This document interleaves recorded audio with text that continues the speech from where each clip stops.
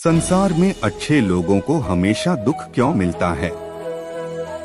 इसके लिए श्रीमद् भागवत गीता में भगवान श्री कृष्ण कहते हैं कि ये संपूर्ण जगत प्रकृति के अधीन है और इस जगत के सभी प्राणियों को प्रकृति के नियमों के अनुसार चलना पड़ता है। लेकिन हम इस पृथ्वी के सबसे बुद्धिमान प्राणी मनुष्य इतने मूर्ख है कि हम प्रकृति के विपरीत चलना चाहते हैं। हम जानते हैं परिवर्तन संसार का नियम है, कभी दिन कभी रात, कभी सर्दी कभी गर्मी, कभी धूप कभी छाव, कभी दुख कभी सुख, यह सब सृष्टि के जीवन चक्र का एक हिस्सा है। फिर भी हम चाहते हैं कि जीवन में सब कुछ हमारे अनुकूल हो। हम जानते हैं हम जैसा बीज बोते हैं वैसा ही फल हमें मिलता है। फिर भी हम चाहते हैं कि हम बीज बोएं बबूल का और उसमें से आम निकल जाए।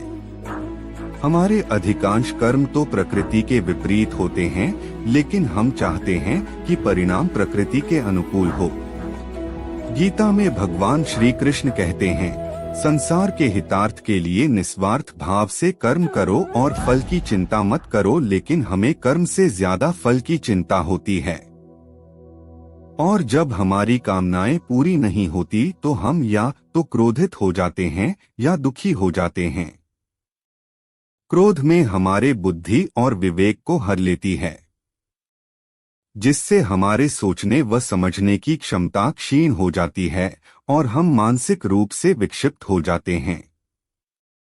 तत्पश्चात एक विक्षिप्त मानसिकता वाला मनुष्य मन, कर्म और वचन से जो भी करता है वह उसके दुख को और भी ज्यादा बढ़ाने वाला होता है। अब आप खुद सोचिए कि हमारे दुखी होने के लिए कौन दोषी है। हालांकि ऐसी बात भी नहीं है कि हमारी इच्छाएं पूरी नहीं होती। हमारी कई इच्छाएं पूरी भी होती है, लेकिन जब हमारी इच्छाएं पूरी हो जाती है तो हमारा लोभ और बढ़ जाता है, जो आगे चलकर मोह का रूप ले लेता है। मोह का वास्तविक अर्थ होता है भ्रम, यानी हमें ये भ्रम हो जाता है कि हम किसी चीज के मालिक हैं। मोहवश हम संसार के भौतिक चीजों से अपना अस्तित्व जोड़ लेते हैं, जबकि गीता में भी कहा गया है कि परिवर्तन संसार का नियम है। जो आज तुम्हारा है वह कल किसी और का था और परसों किसी और का हो जाएगा। लेकिन हम चाहते हैं कि हम जो चाहे वह हमेशा के लिए हमारी हो जाए, और जब ऐसा नहीं होता तो हम दुखी हो जाते हैं। दोस्तों, जानकारी अच्छी लगी हो तो अपने दोस्तों को भी साझा कर दे। धन्यवाद।